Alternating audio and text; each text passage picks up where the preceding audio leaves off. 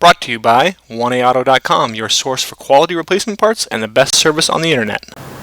Hi, I'm Mike from 1AAuto. I hope this how-to video helps you out. And next time you need parts for your vehicle, think of 1AAuto.com. Thanks. In this video, we're going to show you how to remove and reinstall or remove and replace the front brakes on this 97 Volkswagen Jetta. This procedure is basically the same for any Jetta as well as the Golf from this generation. We're going to show you the passenger side. Obviously the driver's side is the same procedure, and you do always want to do your brakes in pairs. You'll need some new rotors and pads from 1AAuto.com, jack and jack stands, a lug wrench. My vehicle had aftermarket wheels, so I had to use probably something different than most people use, which was a large Torx bit, but you'll need whatever wrench fits your lugs. 13 and 17 millimeter sockets, a ratchet and breaker bar, or a pipe for some extra leverage, a large C-clamp. You may also need a wire brush and some grease if you find that your slides are sticking like mine are, as you'll see in the video, a torque wrench, and then an impact driver or a drill bit with a 1/4 inch bit, and you'll see what I mean and how to use those in the video.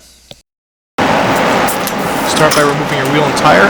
My vehicle has some aftermarket wheels on it with basically big Torx or Allen bolts. So I'm just using the impact wrench to remove those. Usually the bolts on these are either 18 or 19 millimeters.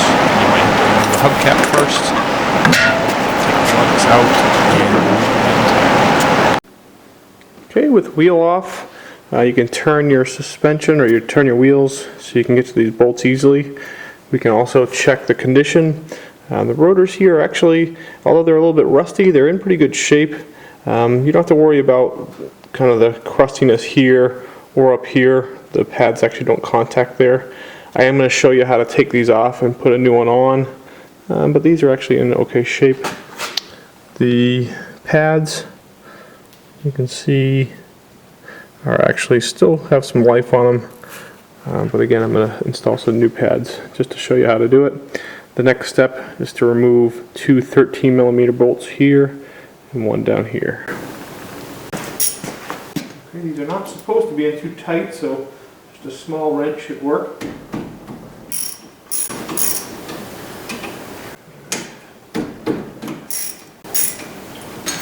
Okay, I was able to get the bolts moving, but then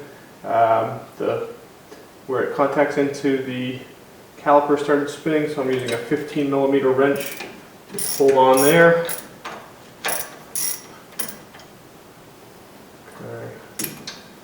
And remove them the rest of the way.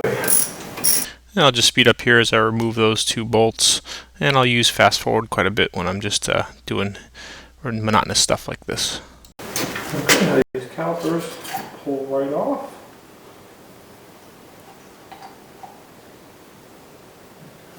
Hang that up right there for now. Okay, now the brake pads. Sometimes will come out by hand.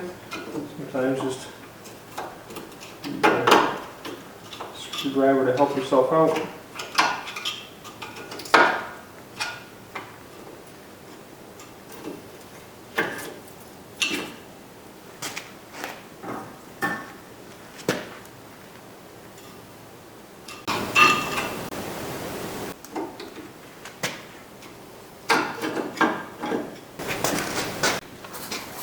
Okay, now as you're taking this apart, check these slides.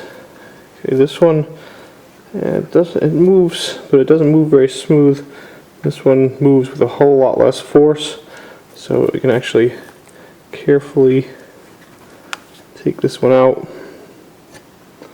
and we'll clean it up, put a little bit of grease on it, and get it working well. Okay, so we clean it up, put a little dab of grease on the end, put it in. It works nice and smooth. Okay, and then just pop the rubber boot right back on. Okay, to clean it up, I just use a small wire brush, and then I just use a little bit of wheel bearing grease on there. Okay, now to get the rotor off, you're going to have to remove this caliper bracket, which is two 17 millimeter bolts, one here and one here. Okay, generally these bolts are on there much tighter.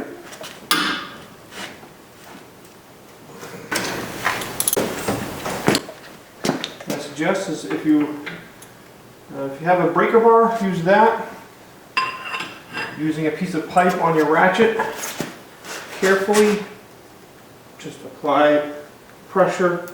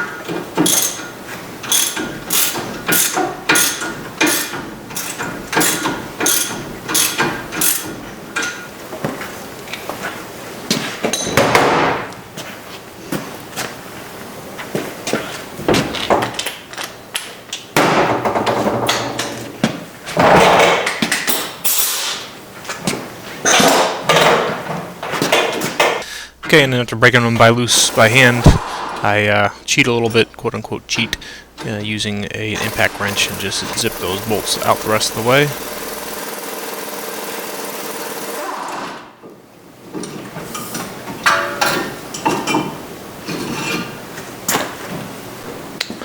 Now the next step, you can see right here, there's a screw.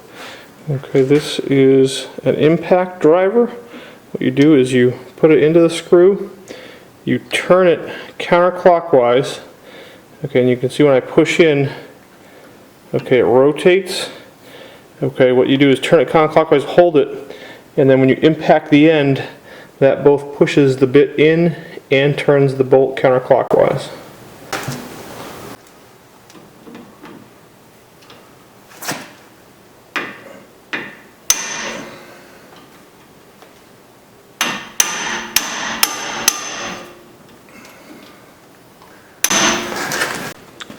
Okay, you can see even with an impact driver, this screw wouldn't come through. So plan B, a drill, and I'm going to drill that screw right out.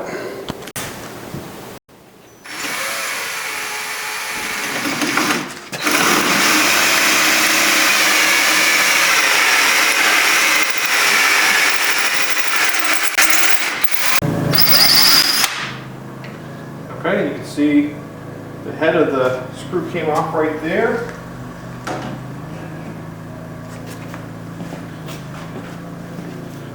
Now hammer should take this right off. Okay, new rotor for 1A Auto. You want to put it on, here's where the screw should go. There's where you can see the broken screw off. And so put it on there. Just line it up there as best I can. Okay, what I like to do, take one of my lugs, put it on. And I can hold stuff in place for now.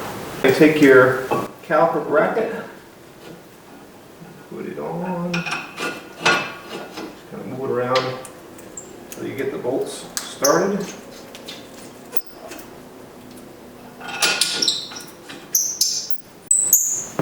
Preliminarily tightening these up, use a torque wrench, tighten them to 85 foot-pounds.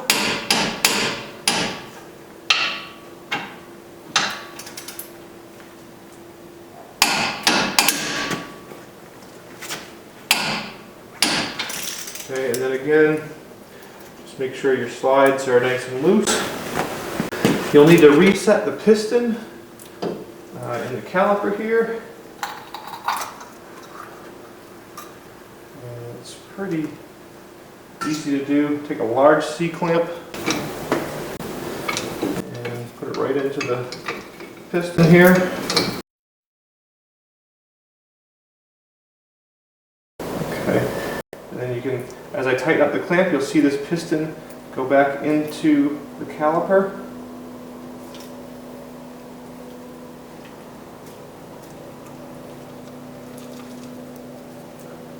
Okay, until the clamp doesn't tighten anymore, and then remove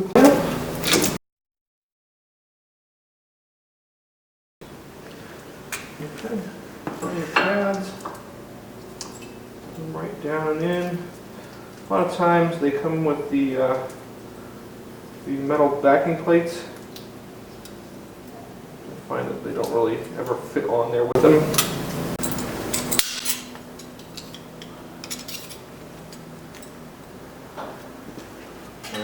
Take the metal backing plate off. Let me go right in.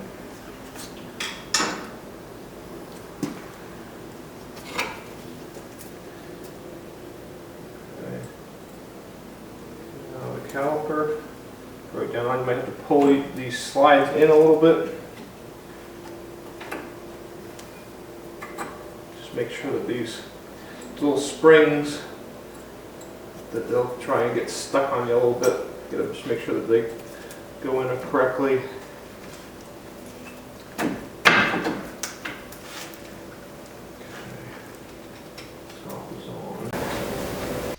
And from here I just apply some pressure down to seat the caliper and then start the 2 bolts on and tighten them up preliminarily.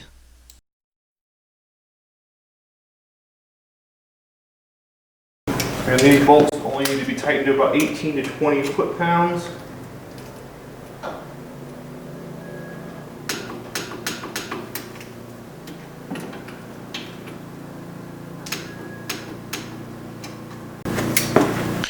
Okay, I'm going to fast forward here as I just put the wheel and tire back on. First pull that lug out that I had in to line it up. Then what I usually do is put the wheel up in place, push a lug through, and then line it up, and then try and push it right in as well as push the wheel on at the same time, start the lug in, and then get the other 4 in lined up, and then tighten them up preliminarily before you torque it. Okay, now torque the lug nuts to between 90 and 95 foot-pounds.